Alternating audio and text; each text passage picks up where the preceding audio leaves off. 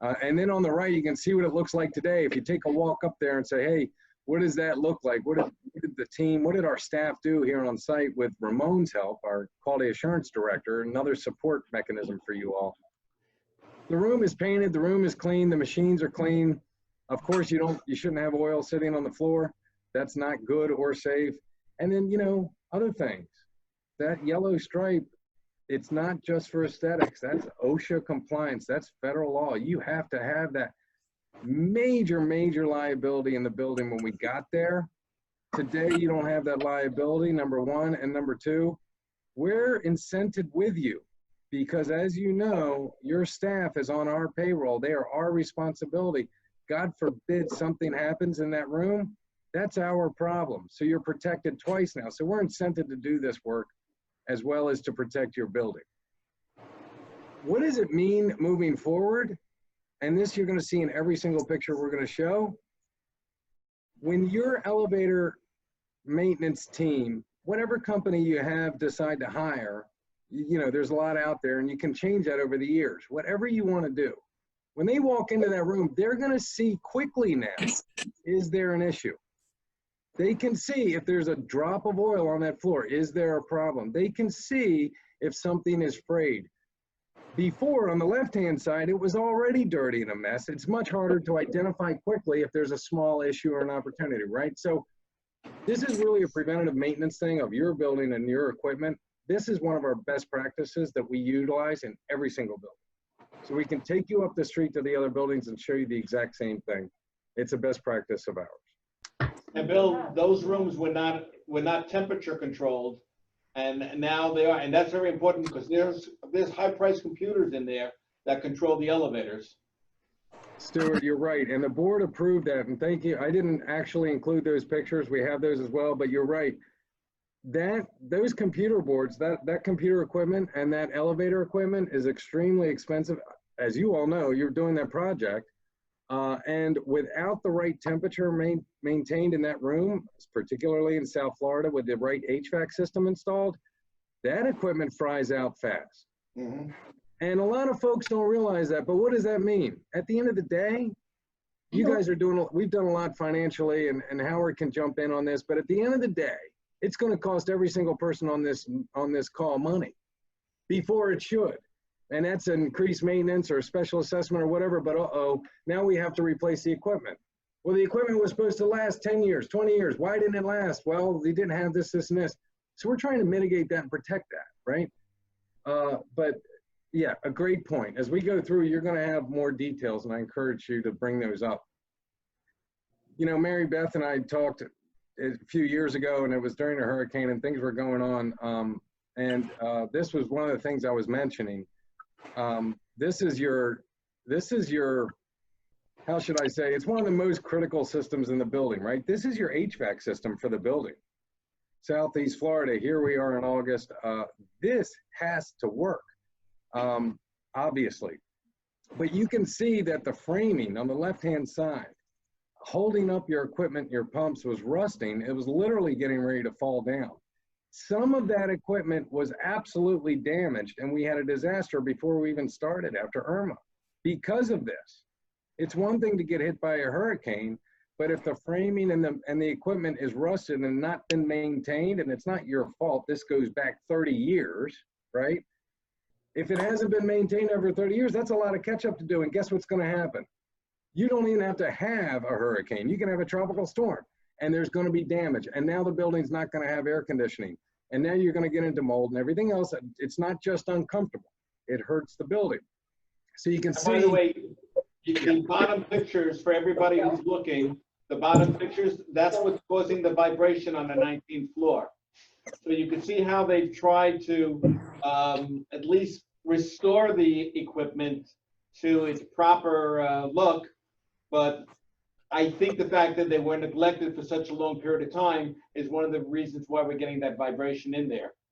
So it's those two bottom pictures that you see there. That's the equipment that we are trying to correct the vibrations on the 19th floor.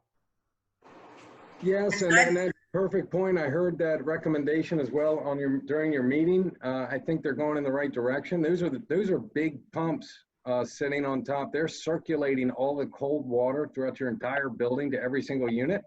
So yes, they are big, they make noise, they vibrate a lot, and it's not unusual that those things get worn out. You can definitely see, as Stuart noted at the bottom there, where all of that was just rusted out and worn out. Now, of course you're gonna have vibration. So good point. That's a good visual, what you guys talked about. Go ahead, Mary Beth, I'm sorry. I just wanted to add, Bill, that after the hurricane and we had no AC in the buildings, and we have a lot of elderly people living here, it was a dangerous situation. Even before you were contractually on board, you helped us get help so that we could get something up and running. And we appreciate that. Thank you, and that was my pleasure. It's true. The board was huddled up in a room at the time, and we were working through contracts and details. Actually, I'll be very candid. It was a very tough negotiation, by the way, as it is this time as well. But you know, we made the commitment, and we made phone calls, and we got some people out to your building. We were still hoping to be hired back then, and today we're hoping to be retained. And it's the same commitment. And that's what this is about. On the first slide, when I introduced Turner and Randy, and I talked about that, you may have noticed in the top right-hand corner, it's not about the person, it's about the people. We're a team. We're here to back you guys up and support you. We don't just parachute in Fonnie and say, God bless and good luck, right? So you guys have my cell phone, you have Randy's, Turner's, but no, absolutely. And guess what? There's going to be another storm. And guess what? We're all going to be there picking up that phone for you all. So that does, we're proud of that. Thank you very much, Mary Beth. Okay, so this is your more on HVAC, but also on the right-hand side here, your domestic WP, domestic water pumps. So again, same exact story. We see on the left-hand side debris, very hard to get to. Look at the open house sign behind your domestic water pump. Like really, somebody was selling a unit in the water pump room. I don't know what was going on there. But again, very hard to get to the equipment to service it, to maintain it. So I would argue, what is your maintenance team looking at? Are they even going into the room? Because how do you even get to the pressure valve to see the water pressure in the building if there's an issue, right? So all of this cleaned up. We just, you know, this didn't cost you guys any extra money. This was just our SOPs and best practices and elbow grease on your staff's part doing the work. Let's go through, let's clean it up, let's get everything painted, let's get everything OSHA compliant.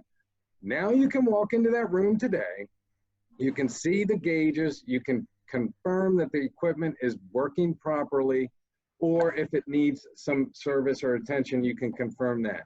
You can see if there's any leaks, you can see if there's any issues. Again, two critical, we have a lot of these, but two critical systems, domestic water. This goes to every single unit on the right-hand side, those pumps, those 3 pumps you see with a control panel. And then on the left-hand side, your chiller and air handler units as well for the common area AC. This was your maintenance shop. This is where your staff was actually working.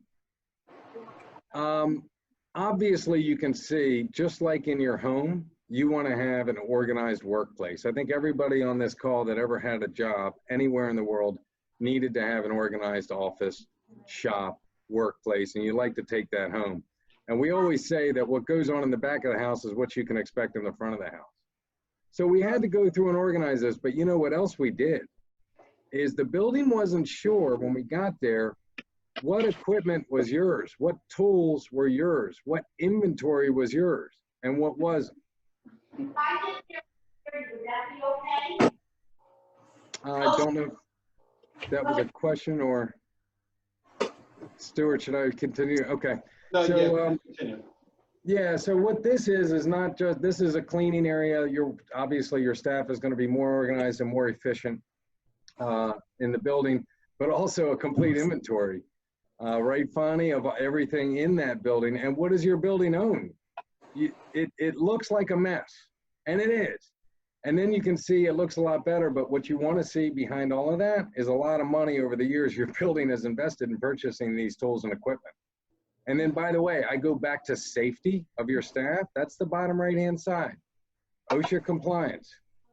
You have to have the fire extinguishers, you have to have the helmet, you have to have the ear, the hearing protection when you're working around this equipment, you have to have the eye wash station, you have to have the first aid kit, you have to have these things, otherwise massive fines in the building. So all of this done, and again, I'm sharing with you the facts and the real pictures of your building, and I'm just gonna reiterate this again. I wanna continue to talk about this. This is teamwork. This is FirstService Residential best practices. We brought this to the building. This is Bonnie and her team on your staff that we adopted, and some of them are new, executing. And then finally, it's all with board approval, because we can't do anything without the board approval. So the board is approving this work and the supplies and what we need to do. So I feel like a successful partnership over the past 3 years. This is your trash room. A lot of people don't see this, but also very, very important. You can see that this has been cleaned up. You can see that there was water and some issues there. I think there's a leaking faucet that you're supposed to use to hose down the room. There was something like that going on. But again, clean it, paint it.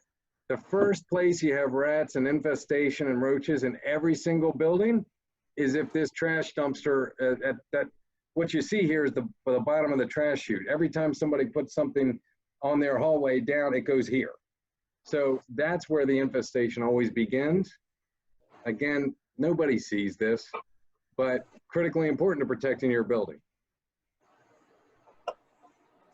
We talked about the backflows, and you're going to do additional work out there. Well, this is what they used to look like. This is what they look like now. All protected, all painted. You know, paint's not expensive. This is, again, elbow grease. This is best practices. This is your staff. This is not costing you a lot of money, but critically important, because I consider your building an oceanfront building. You have to do this. You have salt air eating away at all this stuff every day. So now they can go out, maintain a lot easier, see if there's issues, work on the backflows. You have domestic water. You also have your fire system. That's the red. Those are your fire system pumps, or I'm sorry, valves. So that's what you're looking at there in the building. And by the way, if anybody happens to be walking their dog or walking by the building and they see that, sure does look a lot better maintained. Looks like the building's got its act together. So those are just some of the things that have been accomplished over the last few years. And now I'd like to walk through some of the support that the building has received. Again, I'm just going to say kudos to the team on site, your staff, great job. Kudos to the last board and this board for all the heavy lifting and approvals and doing all the work. You saw it today. They continue to do it. That was exactly what the agenda was. Discussion, approval, discussion, approval. And then, you know, to Turner and Pam and Randy, and well, initially it was Phil, if you guys remember Phil, who retired, bringing the resources available to the building. This is the second thing I want everyone to remember today. This is Stuart. I think the group wants to go forward and talk about the next 3 years. Okay. Thank you. All right. So the next 3 years are going to be here, as well as the key objectives, Stuart, that we want to discuss and perhaps build upon. But what we're looking at in the next 3 years are, we have confirmed some of the cost savings in the building that you've received, and there's a couple of new ones as well that just got confirmed. I saw with Randy was working on that with Fonnie, and that was specifically Granger, for example, and the Comcast agreement. So those things will continue through our bulk buying power to be offered to the building. And as other contracts come up for renewal, certainly your elevator maintenance contract will be applicable, and others. So we're going to continue to be focused on cost savings. That will always be there. The second thing is going to be the project administration, and what are we doing to help make that, you know, more efficient? And I think we talked a lot about that. Those things are going to be supported more now by, we have the front desk and hospitality training with Jeff, who the board met last week. That's going to continue to be important. As we said, I'm going to suggest that front desk team support is going to be very important to our first objective, which was improving the relationship with every resident and owner of the building. Because that front desk should absolutely be an extension of Fonny's office and an extension of the customer service, and they should be able to handle more there. So we're gonna work on that. We're gonna do that through our residential hospitality team. You have technology and you have fobs and you have things going on. It was also mentioned with additional security in the building.